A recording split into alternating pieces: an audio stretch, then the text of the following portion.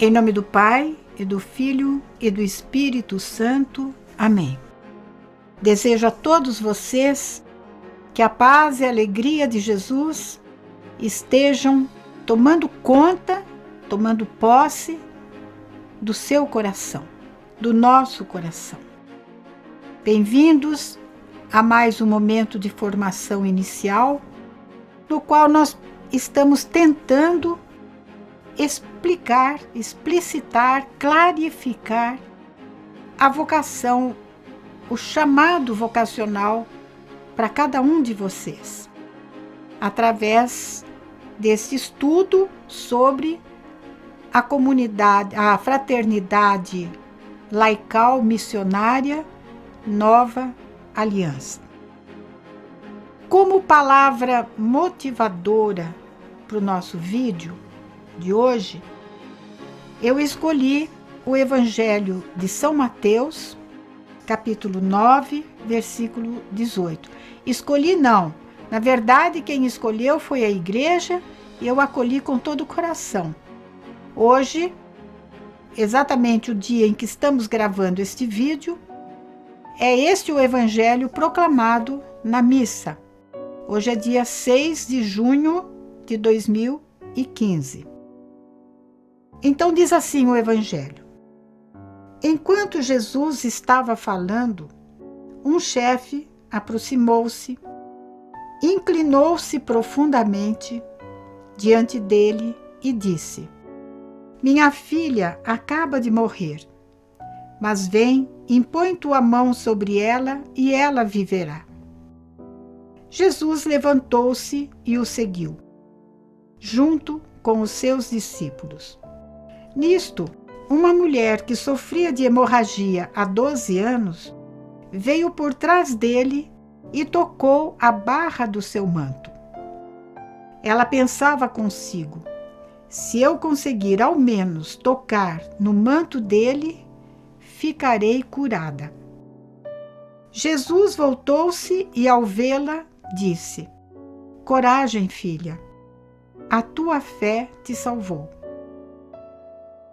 E a mulher ficou curada a partir daquele instante. Chegando à casa do chefe, Jesus viu os tocadores de flauta e a multidão alvoroçada e disse: retirai-vos, porque a menina não morreu, mas está dormindo. E começaram a caçoar dele.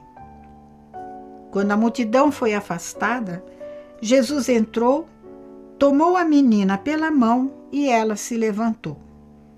Essa notícia espalhou-se por toda aquela região. Palavra da salvação. Eu organizei um pouco este momento motivacional em 2 momentos. O primeiro momento mostra a humildade de 2 pessoas. Aquele chefe, portanto, era uma autoridade entre o povo, que chega para Jesus no momento de desespero pela morte da sua filhinha, inclina-se profundamente, podemos dizer, se prostra aos pés de Jesus e faz o pedido: minha filha acaba de morrer. Expõe a situação e faz o pedido: mas vem, impõe a tua mão sobre ela e ela viverá. Penso que aqui estamos num ano em que a catequese nossa fala sobre a oração. Penso que aqui neste momento está um ensinamento que o Evangelho nos dá sobre a primeira atitude interior que nós temos que ter como graça de Deus para iniciarmos a nossa oração, para estarmos naquela intimidade com Jesus, aproximar-nos dele, reconhecendo em Jesus toda a sua autoridade, toda a sua soberania, todo o seu senhorio, reconhecendo em Jesus aquele diante de quem nós, e somente diante de quem nós nos prostramos, nós nos humilhamos, reconhecendo a distância que existe entre a divindade e a nossa pobre humanidade. Segundo ponto sobre o coração deste homem, a respeito da sua humildade, não é só no gesto de se dobrar, no gesto de se prostrar diante de Jesus, mas no fato de fazer o pedido. A oração de súplica, a oração do pedido, é próprio das pessoas que sentem que não têm condição mesmo de resolver o seu problema. Quantas vezes nós quebramos a nossa cabeça tentando resolver as nossas coisas de tudo quanto é jeito. E só lá no fim da fila dos recursos que nós usamos para obter a graça de Deus, nós apelamos para Ele. Este homem talvez tenha feito isso mesmo. Desesperado, tinha procurado um monte de recurso para salvar a sua menina da morte, e agora se apresenta diante de Jesus. Eu conheci uma pessoa que me dizia: eu não peço nada para Deus, porque Ele sabe do que eu preciso. Para que eu vou ficar ocupando o tempo de Deus? Olha só a ignorância. O tempo de Deus com coisinhas que vão passar. Só que se a oração de súplica não fosse uma coisa tão importante, Jesus não teria dito para nós: pedi e recebereis, batei e a porta se vos abrirá, buscai e achareis. Jesus não falaria isso para nós. Peçam e vos será dado. Foi assim que Jesus nos ensinou. E não só ensinou no conselho, eu aconselho vocês a pedirem, mas na oração que ele fez para nos ensinar a rezar, ele coloca pedidos. O pão nosso de cada dia nos dai hoje. Está nos ensinando a pedir. Sim.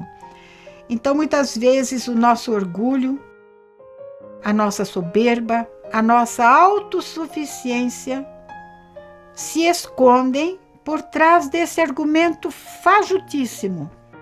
Não peço porque Deus sabe do que eu preciso, não peço porque Deus não vai se ocupar com essas coisas mínimas, sou eu que tenho que quebrar a cabeça e conseguir. Aí, a situação deste homem. Mas existe uma outra pessoa aí na jogada que tem uma atitude também muito mais humilde, que é o próprio Jesus.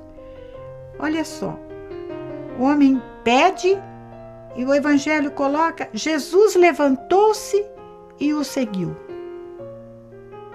Como que se Jesus estivesse sendo obediente, submisso àquele pai desesperado pedindo a cura da filha.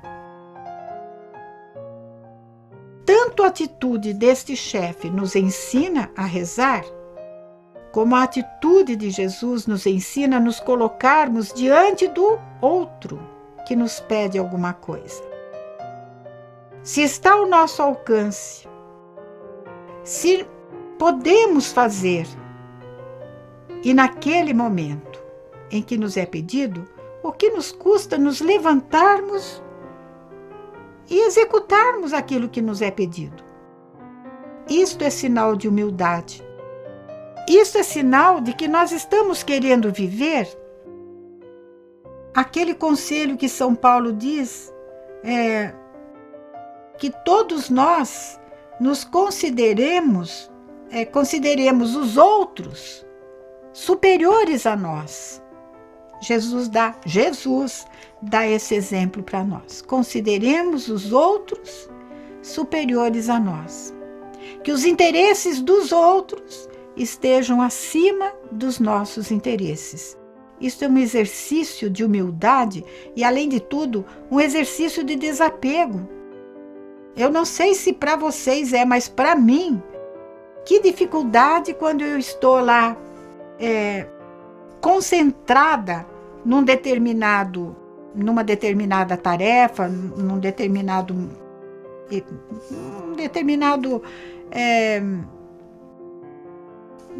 uma tarefa determinada, quando eu estou com a mente ali focada, que dificuldade para eu sair daqui e atender o telefone, eu atender. É difícil, gente. É um exercício que eu faço no sentido de me dobrar, no sentido de antepor aos meus interesses o interesse dos outros. Vejam, nós estamos ouvindo tantas notícias sobre... Cada dia chega uma bomba na cabeça da gente. O que o Estado Islâmico faz perseguindo os cristãos. E um dia eu falei, meu Deus, e o que eu posso fazer para ajudar aqueles cristãos, para dar uma força para eles? Vocês sabem o que Deus me inspirou? Eu acho que é uma inspiração de Deus. Que eu me exercite muito, muito, muito na prontidão. Na prontidão dos meus horários, dos meus tempos. Na prontidão ao apelo que alguém faz, que precise de mim naquele momento. Com a intenção de que esta minha prontidão ajude aqueles cristãos a se fortalecerem na resistência. Porque quando eu me nego para favorecer alguma coisa ao outro, passar os interesses do outro na frente dos meus interesses, isto não só me fortalece a minha vontade. Eu me dobro aos interesses da carne e deixo prevalecer os interesses do espírito. Então, é aí que eu me torno forte. E esta graça da fortaleza, eu digo para o Senhor, dá para aqueles cristãos, para que eles sejam fortes, eles sejam resistentes, eles não traiam a sua fé no momento crucial da vida deles. Neste mesmo ponto, depois eu vou deixar a hemorroísa do outro lado, no outro momento. Mas dando continuidade a esse processo de Jesus saindo e indo à casa do chefe, Jesus topa diante da casa do chefe com uma multidão, uma algazarra, porque a gente sabe como que os orientais se comportam diante da morte de alguém. É aquela coisa que a gente tem visto na televisão, né? As carpideiras, as flautistas, enfim, a multidão estava ali. E qual é a atitude com relação à multidão? Olha, saiam para lá, por favor. Vai para lá. Jesus não opera o milagre na frente da multidão. Por quê? Porque aquela multidão não tem fé. Aquela multidão se desespera diante de uma situação catastrófica. A única pessoa, talvez, que tivesse fé ali era o Pai. E por isso, muitas vezes não. Refaço o meu pensamento. Não se iludam com a multidão. Não se iludam com a quantidade de pessoas. Nossa, milhões lá não sei aonde, na Praça do Papa, lá na Praça de São Pedro.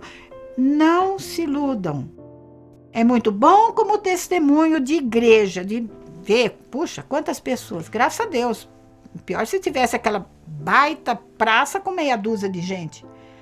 Mas a nossa pergunta é se a multidão é capaz de fazer uma diferença na fé, no testemunho de vida cristã. Infelizmente, Não é. Então Jesus só leva em conta a fé de uma pessoa, deste pai. Por isso, nós podemos sim, meus queridos, fazer uma diferença muito grande com o exercício da nossa fé, diante dessa multidão de descrentes e, pior, descrentes agressivos e violentos contra os crentes, contra nós que temos fé. Para Jesus, por que ele falou, olha, a menina está dormindo, não se preocupe, a menina só está dormindo. Vocês sabem por quê? Porque para Jesus e, portanto, para a sua igreja, portanto, para nós, só existe uma morte verdadeira. A morte verdadeira é a condenação eterna. Esta é a verdadeira morte. A nossa morte física é uma morte, é um sono, é como se fosse um sono. É uma passagem. Por isso, Jesus, vos pedimos de todo o coração.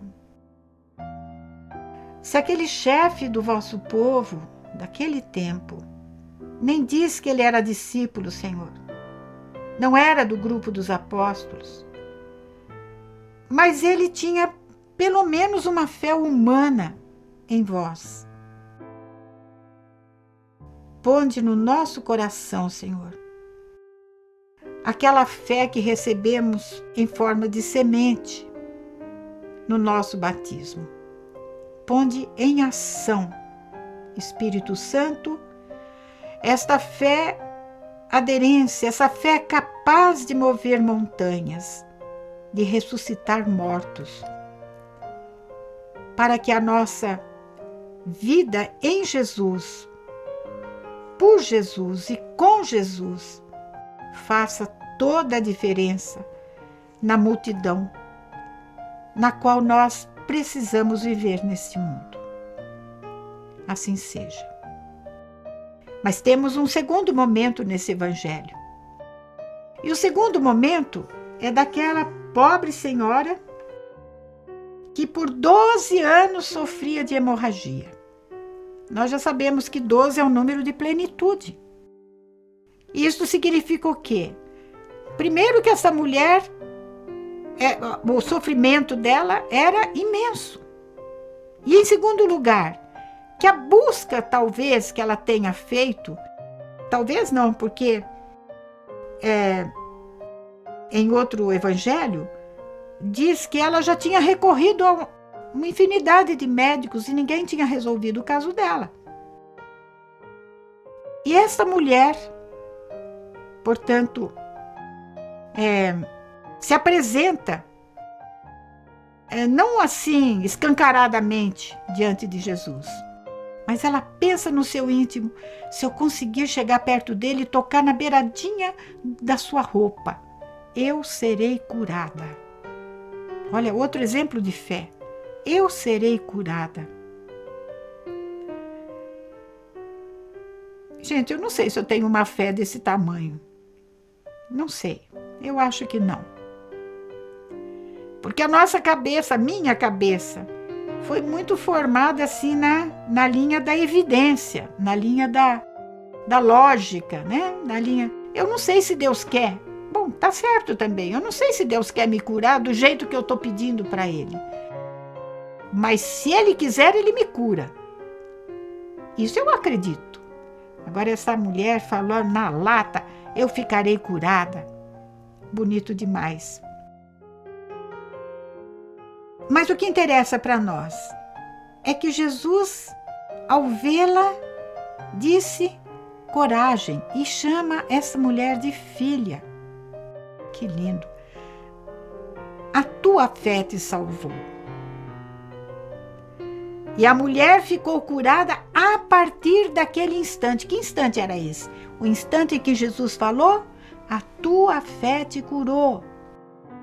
No instante, vejam que ligação, que força poderosa a palavra de Jesus. A mesma força que que teve a palavra criadora de Deus no início, no Gênesis da criação.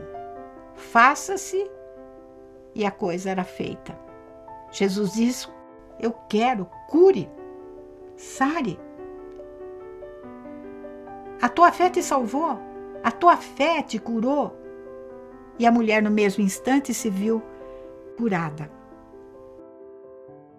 Portanto, Jesus, também aqui, nós nos pedimos a submissão do nosso espírito diante da vossa palavra. Diante da vossa palavra, Senhor, de cada dia, que opera maravilhas na nossa vida, se nós prestarmos atenção ao que vós nos ensinais todos os dias. Estais presente, Jesus, nas palavras do Antigo e do Novo Testamento. A Sagrada Escritura é a expressão da vossa presença, da vossa palavra viva. Obrigada, Senhor, que se realize em nós conforme a palavra que nos toca cada dia, neste dia, todos os dias. Amém. Além disso, eu tenho também uma palavra motivadora para a nossa fraternidade. Eu procuro sempre rezar as orações menores também, né? A oração das 9, do meio-dia e das 15 horas. E na oração das 9 horas, do mesmo dia de hoje, eu fui tocada por 2 palavras que eu quero partilhar com vocês, porque elas foram muito significativas para mim. A primeira está em Jeremias 31. E no versículo 27, a palavra diz assim, é uma promessa.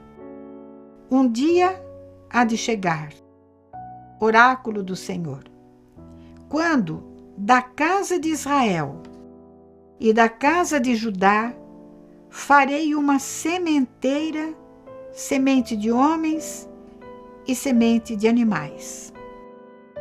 E assim como vigiei para arrancar e derrubar, para devastar, destruir e afligir, agora cuidarei de construir e plantar. Oráculo do Senhor. A princípio, quando eu bati o olho nesses 2 versículos, eu logo pensei, esta palavra deve ser para eu me basear sobre ela, tal atividade na comunidade.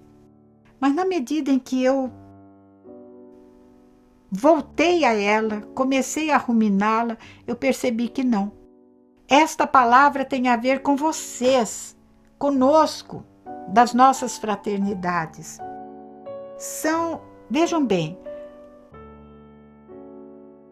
o ideal é que os participantes todos da nossa comunidade venham a ser um dia membros, descubram a sua vocação para a fraternidade. Essa é a nossa finalidade. É como se a comunidade fosse um grande celeiro, um grande campo, onde nós semeamos a palavra de Deus, mas semeamos também a graça que nós recebemos desta comunidade, das mãos de Deus. O seu carisma, a sua espiritualidade, a sua missão, os seus valores, o patrimônio todo da nossa comunidade. Nós procuramos transmitir para a grande comunidade. É uma grande sementeira. Nós colaboramos com Deus para semear no coração das pessoas o amor pela nova aliança, de modo que elas consigam também descobrir, pelo menos querer descobrir, o chamado de Deus para a fraternidade, para um passo mais comprometido, para ir além dos limites, para ir jogar redes em águas mais profundas. Então eu vi neste versículo 27, no versículo 28, principalmente no 27, um apelo vocacional que agora eu quero fazer a vocês. Deus fez para mim e eu faço para vocês. Rezem muito.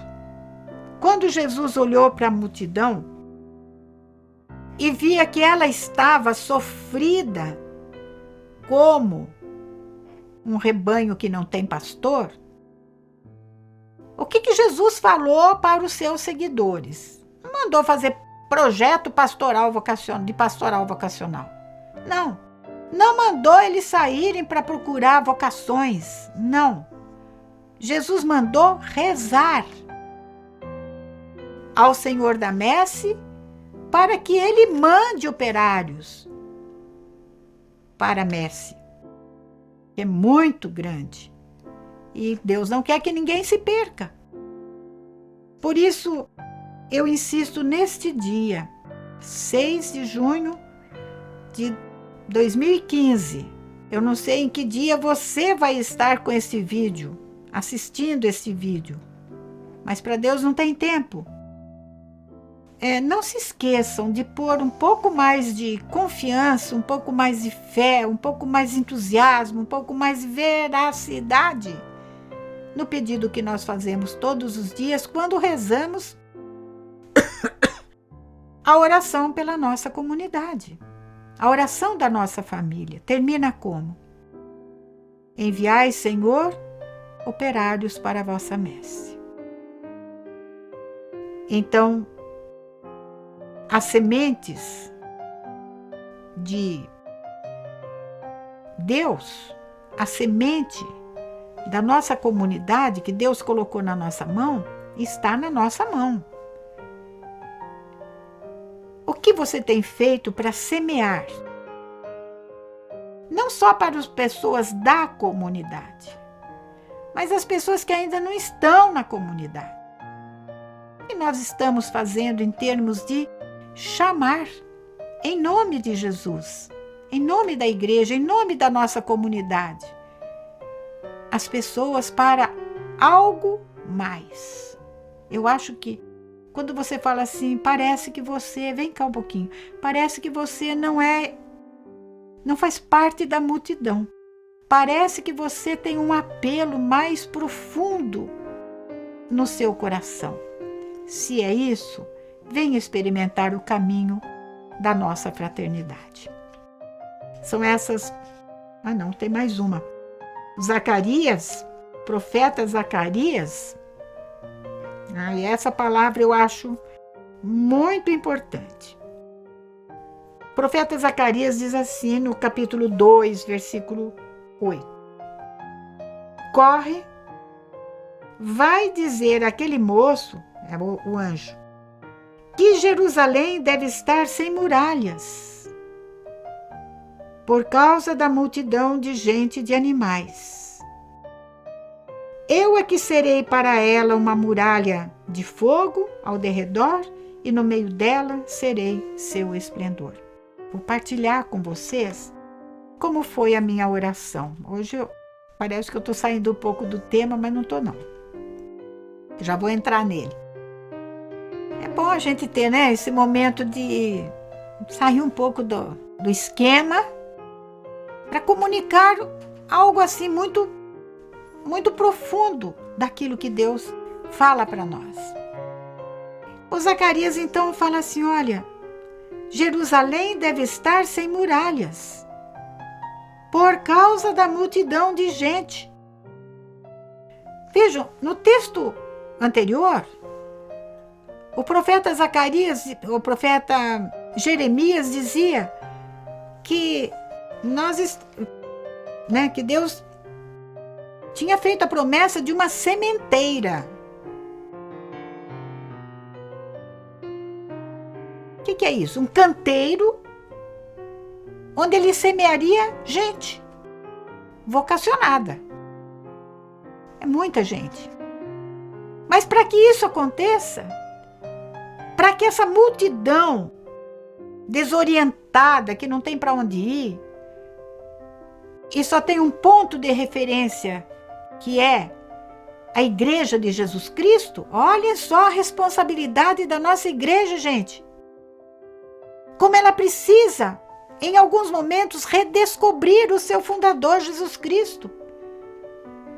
Ser fiel aos fundamentos da nossa fé, aos fundamentos da apostolicidade da igreja, a tradição, a história da nossa igreja. Vejam agora, ele diz assim, pois é, essa multidão desorientada, que encontra na igreja o seu ponto de referência, se ela acorrer à igreja, essa igreja não pode estar com as portas fechadas. E a nossa comunidade não pode dizer lotação esgotada, ninguém mais pode entrar. Ninguém mais pode continuar. Não. Graças a Deus, eu estava perguntando assim para Deus, Senhor, quais são as muralhas que nós precisamos eliminar? Nós já fizemos um trabalho maravilhoso em cima das nossas linhas normativas, enxugando o máximo que nós enxergávamos naquela ocasião. E eu pedia, hoje, segunda-feira, é dia que o pessoal da pastoral vem, e eu vou pedir para eles fazerem uma revisão, de novo, nas nossas linhas normativas, que vão vencer agora no final do ano de 2015, sobre o que nós podemos ainda enxugar mais da nossa comunidade para favorecer que as pessoas entrem e permaneçam na nossa comunidade, sem trair a nossa identidade, sem trair nada do nosso patrimônio.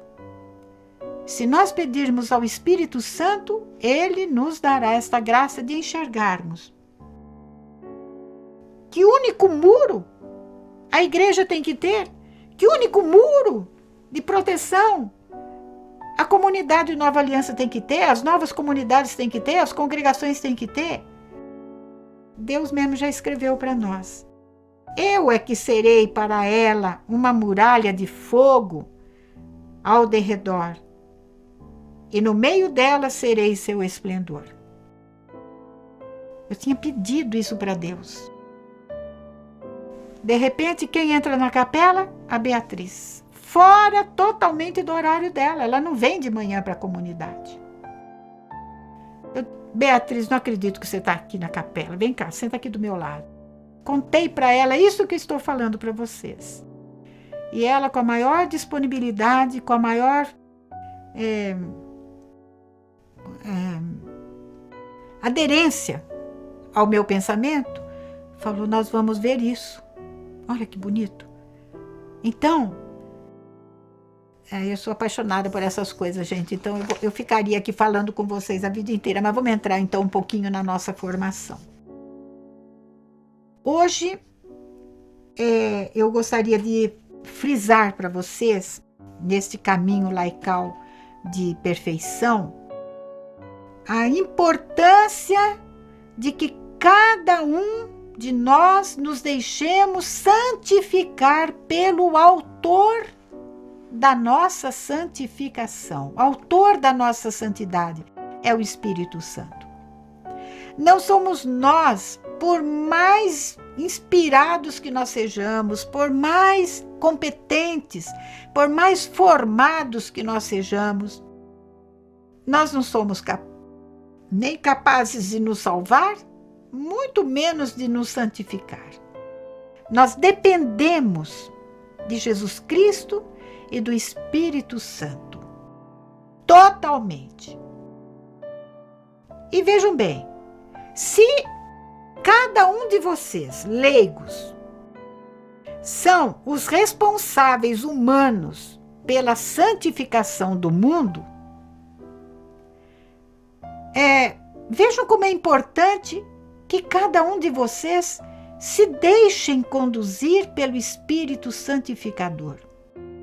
Porque lá no seu pequeno mundinho, lá no seu trabalho, lá no seu grupo de lazer, lá na sua vida familiar, você vai ser aquela semente do profeta Jeremias, aquela semente de santidade que terá uma palavra diferenciada daquela que os nossos parentes, nossos amigos, nossos colaboradores, os nossos companheiros de trabalho escutam do mundo.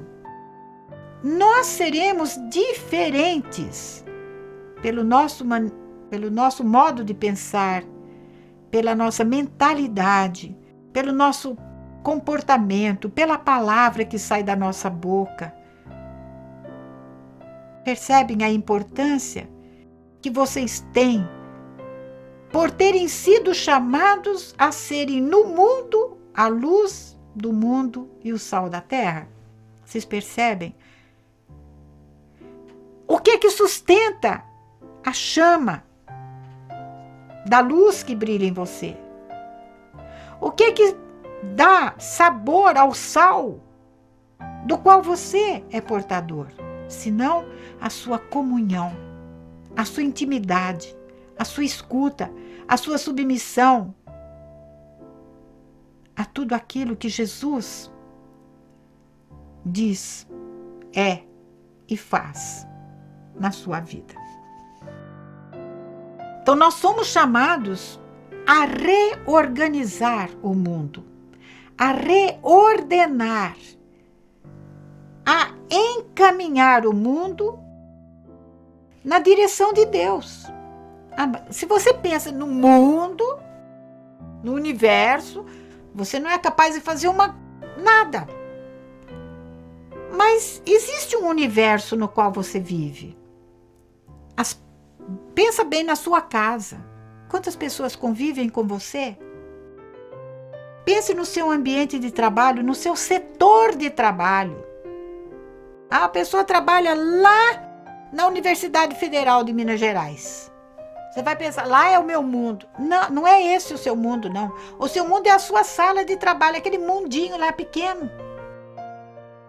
Vejam se cada um pensasse assim.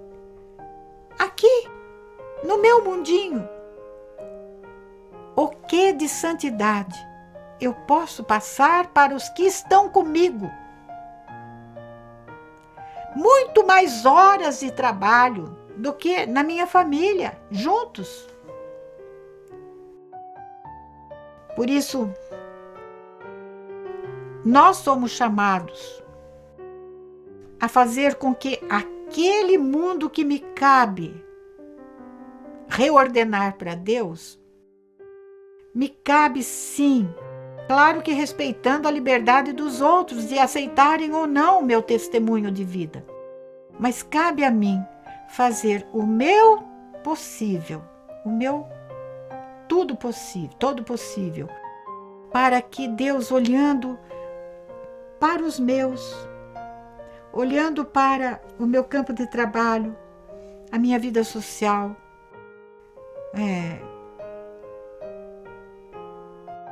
tá me vindo uma coisa aqui. Você que tem uma lojinha, um pequeno comércio, pequeno ou grande comércio, não interessa o tamanho. Você que convive com uma equipe de trabalho, sei lá de equipe, aonde? Pensa um pouquinho no que é que eu posso fazer para que Deus olhe para aquele grupo, depois daquela reunião acontecida, depois daquela transação de comércio, no comprar e vender, Deus olha e fala, eu vi que aquilo era bom. No seu consultório, não seja daqueles que dizem, o preço com nota fiscal é tal e sem nota fiscal é tal. Não seja assim. Não faça isso. Se você está no comércio, não sonegue. Você tem uma construtora, você sei lá o que você é. Não faça como o mundo faz, o mundo dos espertos. Não queira ser esperto como os que estão no mundo são. A esperteza de que Jesus fala é outra. É aquela esperteza que me faz, já neste mundo, ir acumulando material para a casa que eu estou construindo no céu. E lá no céu não entra nenhum tijolinho, por vias escusas, por vias de lava-jato. Não entra. Olhem agora esta frase que vai estar no esquema que vocês vão receber no final desse vídeo. No vídeo passado eu falava sobre a importância do leigo consagrado na vida matrimonial. O que Deus quis ao instituir o matrimônio? Lembram? Agora vejam bem. O que Cristo Salvador fez com o matrimônio, diferenciando-o de suas lamentáveis versões mundanas. Olhem bem, o matrimônio tem uma versão dada pelo mundo. É a versão da TV Globo, viu? Das novelas, dos filmes, deste mundo erótico, consumista. Este matrimônio provisório, este matrimônio interesseiro. Eu tenho, graças a Deus, podido participar de alguns matrimônios, né? Estado lá como testemunha. Eu não escuto mais nas perguntas que o padre faz e nas respostas que os noivos dão, no cerimonial, no roteiro do rito do matrimônio. Eu não escuto mais aquilo até que a morte o separe. E eu estava pensando, gente, quem será que está tirando esta palavra? Quem será que tirou? Se é que tirou. Se é que foram tiradas essas palavras. Porque, sinceramente, se elas foram retiradas, ou se o sacerdote não faz por conta dele, essa pergunta, por quê?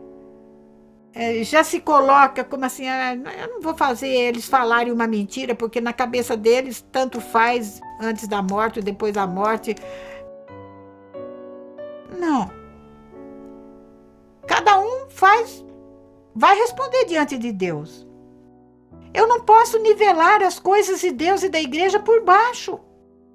Eu não posso fazer depender da mentalidade do mundo as coisas da igreja, as coisas nossas, de Deus. Ora, é ou não é até que a morte nos separe? É ou não é? Hein, Rodrigo? Estou perguntando para você. Oi, Adilson. É ou não é? É. Por que eu tiro? Porque eles não vão viver mesmo assim. E vão viver menos ainda, porque você não pastoreou. Nós não pastoreamos.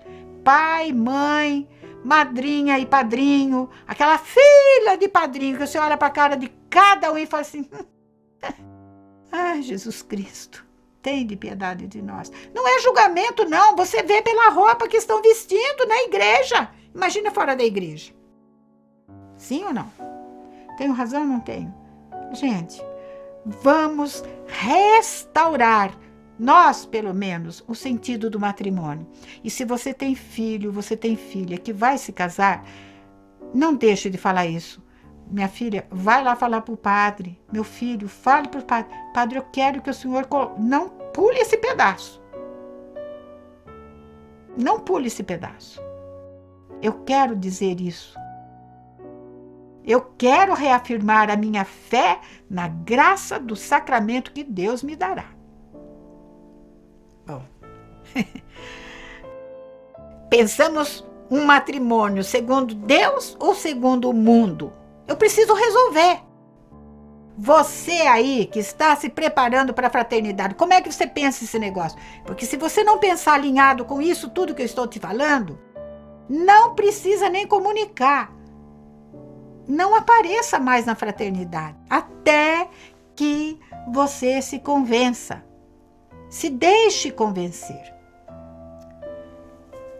O que Cristo Salvador fez com o matrimônio, diferenciando-o de suas lamentáveis versões mundanas, restaurando-o em sua verdade primeira.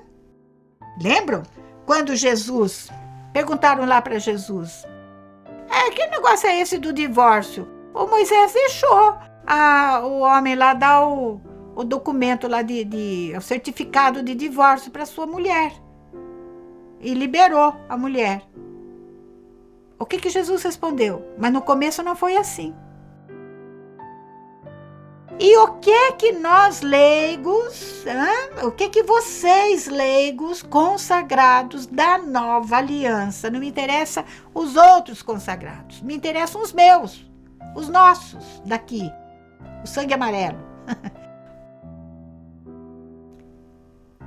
Quando Jesus fala assim, no começo não foi assim. No começo foi como?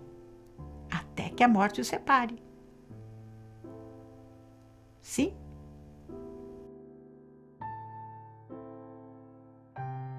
Qual é a sua missão? Recuperar o começo. Ir no fundamento das coisas. A mesma coisa que Jesus fez com o matrimônio, isso é o que ele quer fazer com todas as demais realidades temporais. Mundo do trabalho, a vida social, a escola, a economia, a política, a filosofia, a arte, a ciência, etc, etc, etc, etc. A mesma coisa. Você pega, determinado segmento da sociedade e vê, no começo não era assim. Tudo saiu bom da mão de Deus. O que aconteceu? Vocês percebem, eu queria muito que vocês percebessem isso. Se cada um ficar no seu quadrado, não é isso que a gente fala? Ado, cada um no seu quadrado. Se você ficar no seu quadrado e der conta ali da sua missão, e o outro também, olha que mosaico maravilhoso nós estaremos construindo para a igreja, para a sociedade, para a nossa comunidade. Obrigado, Senhor, por mais esse encontro. Obrigado pelo Espírito Santo que nos conduziu e nos conduzirá. Compromisso da semana 2.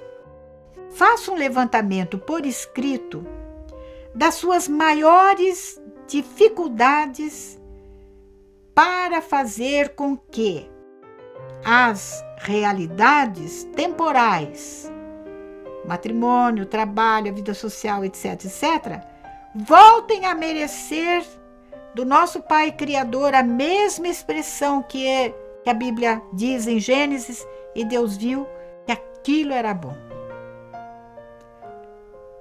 Volte para casa e diga: hoje Deus olhou para aquela atitude minha e viu que ela foi boa.